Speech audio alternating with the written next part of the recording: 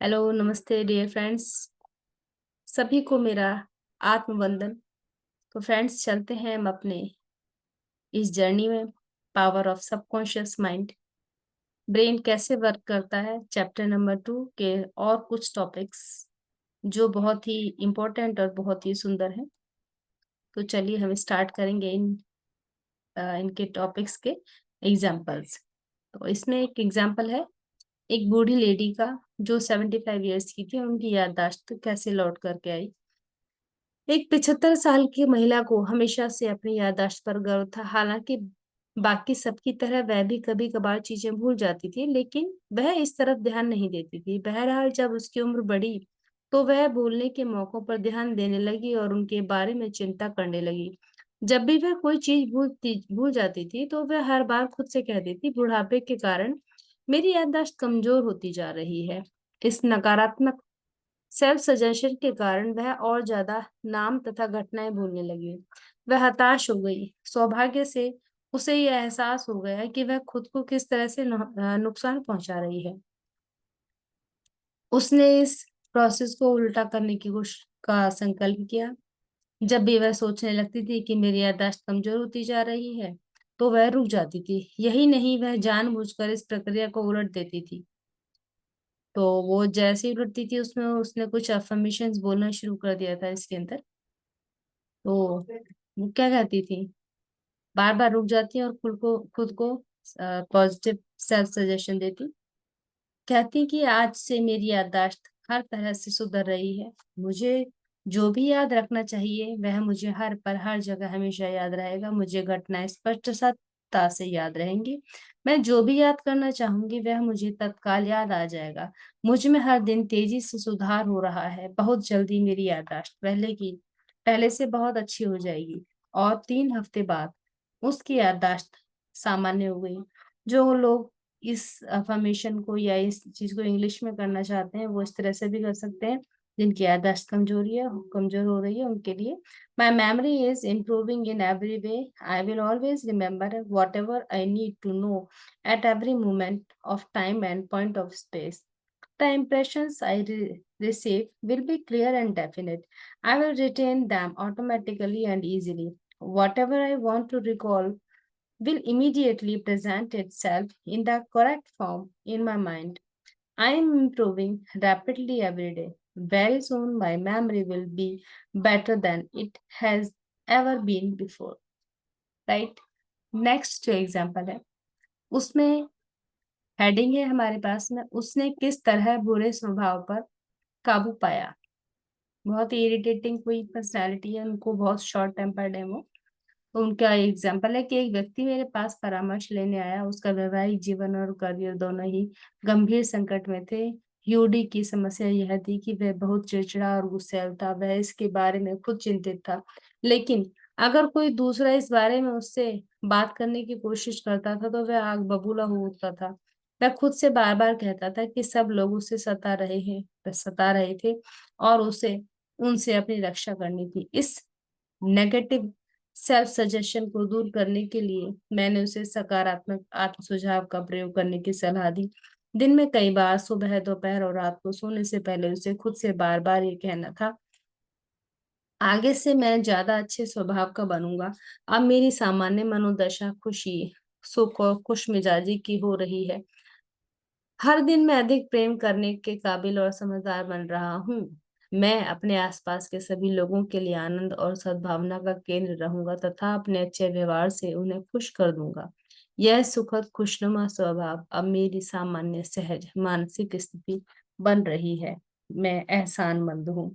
This happy joyous and cheerful mood is now becoming my normal natural state of mind. I am grateful.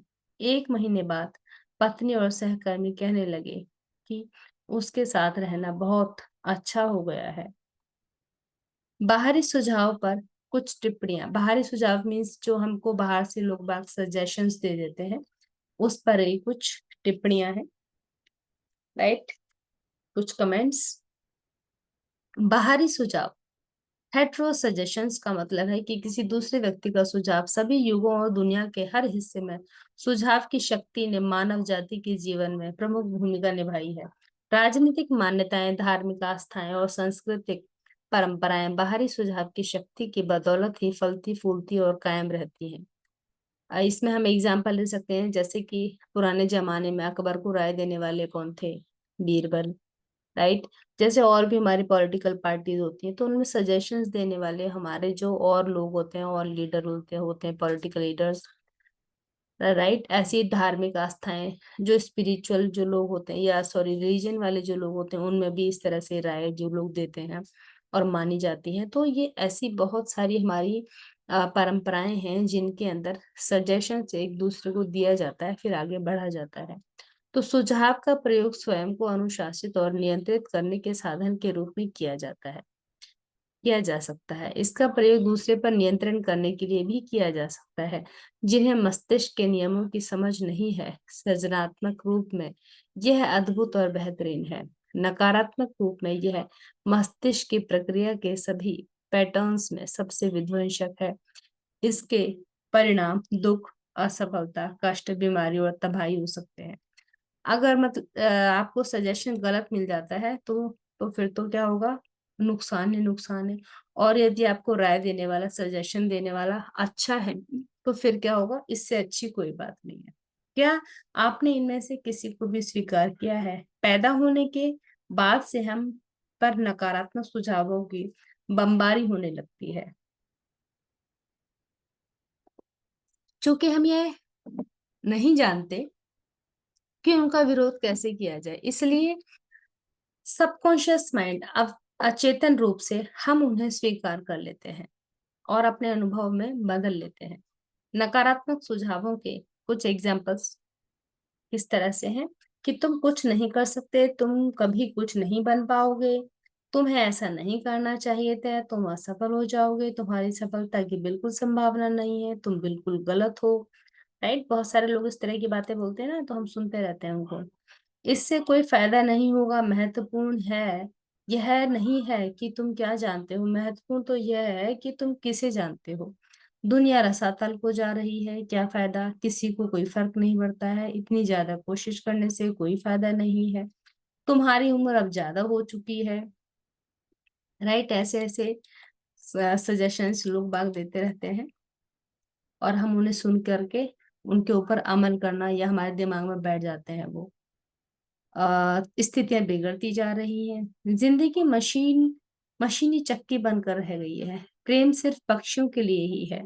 तुम कभी नहीं जीत सकते। सावधान रहना, तुम्हें भयंकर बीमारी हो सकती है। कोई भी भरोसे के काबिल नहीं है। तो इस तरह के बाहरी सुझावों को स्वीकार करके आप उन्हें साकार करने में सहयोग देते हैं।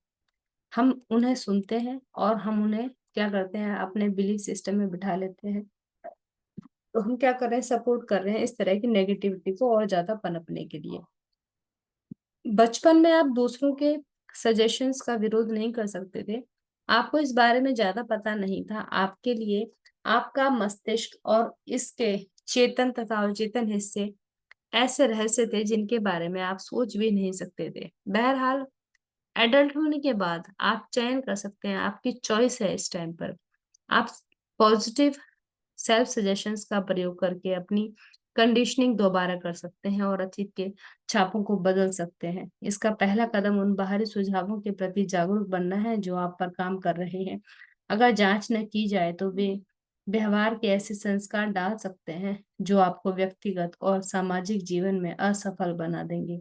सृजनात्मक आत्म सुझाव आपको नकारात्मक कंडीशनिंग से युक्त कर सकता है, सॉरी, से मुक्त कर सकता है। अगर ऐसा नहीं किया गया तो नेगेटिव कंडीशनिंग आपके जीवन को विकृत कर देगी, डिस्टॉर्टेड कर देगी, अच्छी आदतों के विकास को मुश्किल या असंभव बना देगी। राइट।